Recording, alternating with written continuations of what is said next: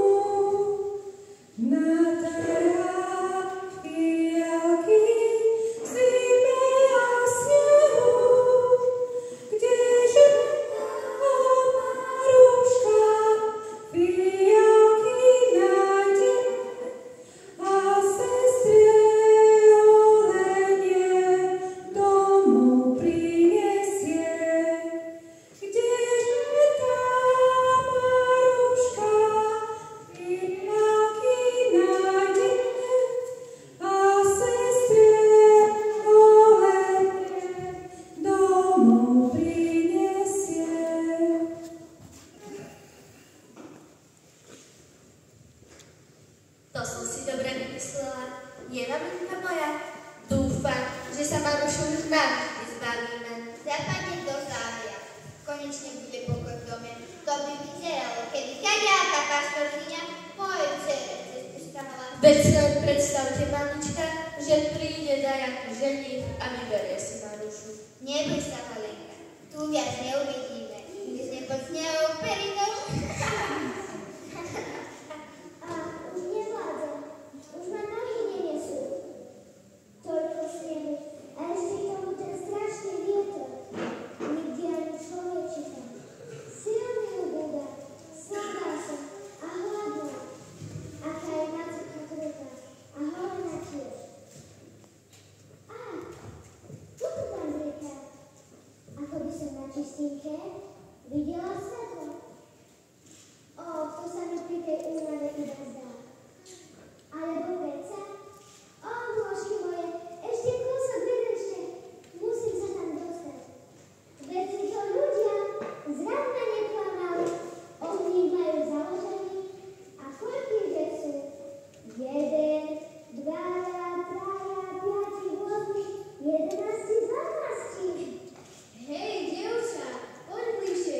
Koho hľadáš? Dobrý večer, dobrí ľudia. Dajte sa mi chvíľu. Chcela som skrenúť od zemi. Pristup k ohňu a povedz, kde máš namierené. Á, fialky. Fialky, veď teraz je čas na stavanie snehuliakov. Ja viem, ale mačka s milosnou sestrou Helenou a to nevidí.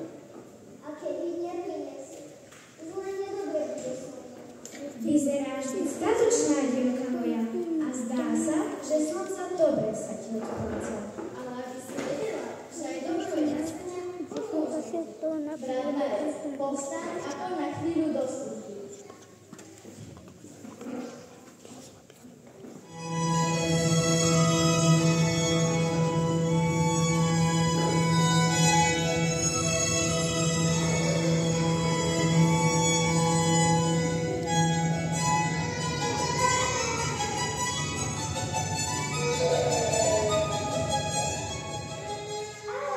Čo sa to vlastne deje?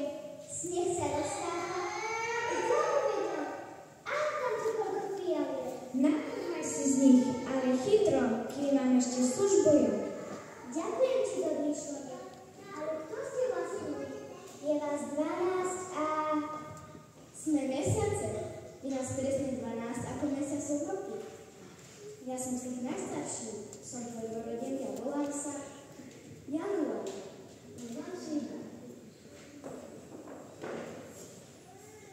No, už nie je taký tuhý a mocný. Je február. Ako vidíš, je to nás najkrajšie. A tu, brat Marec. Toho už poznáš. A tu je Apríl. Chvíľu je zamračený a chvíľu sa zasmeje. Pri ňom sedí mesiac máj. Ten je večne zalúbený. V zlatom rúchu odetý je lún.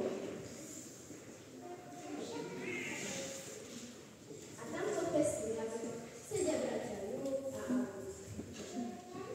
Brat September je ešte svieži, ale občas sa poplače. A ako vidíš, brat Október má dážnik stále pri sebe. November je zachmúrený a smeje sa málo kedy. A ten posledný, 12. december, je starček vedký, s ním umiera rok. Á, to je krásne. 12 mesiacov. Veru tak, a každý z nás má celý mesiac službu. A podľa nej sa mi ľudia riadíme. Každý z nás slúži vo svojom období. By bol život príliš jednoduchý. Teraz sa Maruška Viete, ako sa volá? Službu máme síce krátku, ale vezmi si fialky a choď pekne dole, aby sa matka zvolala na teba nešla. Ďakujem ti, mesiac január.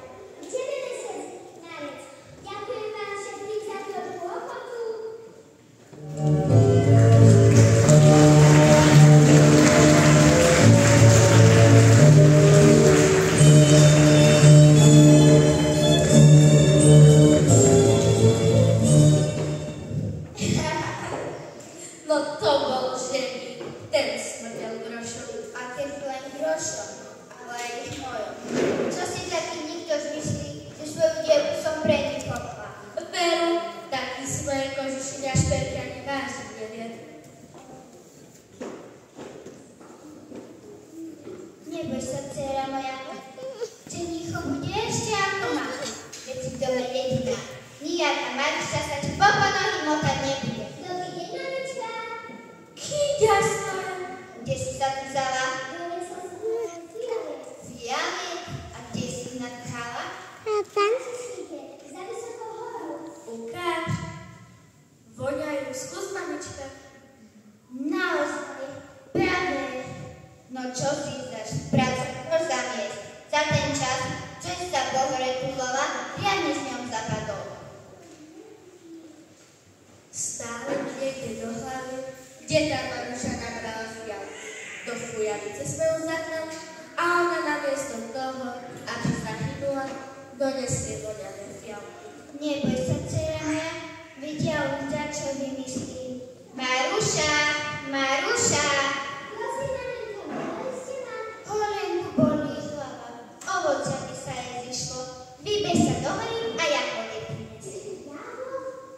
V tomto čase vedie hore plná snehu. Neohrávaj. A choď predsa, ako ti malenka prikázala.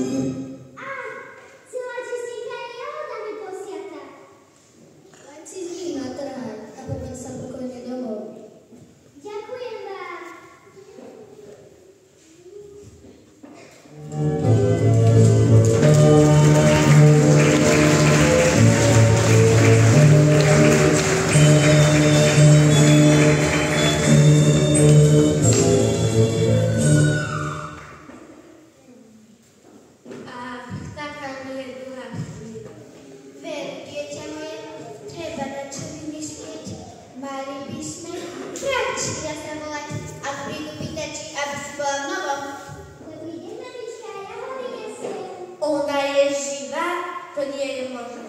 Ukáž, čo si priniesla. Jahody, ozajstné červené jahody. A aké sú tam takočka? O tých ťahákach nikdy sa nepovie. Ale ovocia by sa zišlo aj do zásoby. Počúvaj, Maruša, keď umieš riad, zametáš dvor, nakrmiš dobytok, poješ si mene jablka z ána. Ale maminka moja. Kým ich nedonesieš, neukazuj sa malenke na oči. Tak.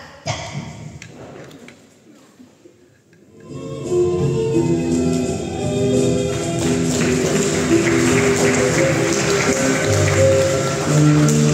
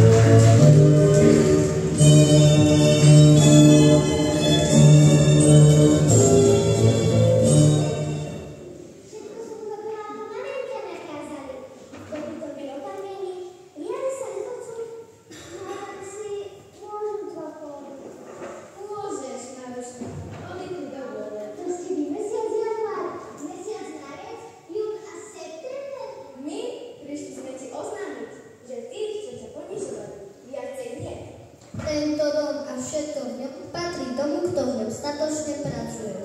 Všetko je tvoje, Maruška. Ži si to a buď pokojná.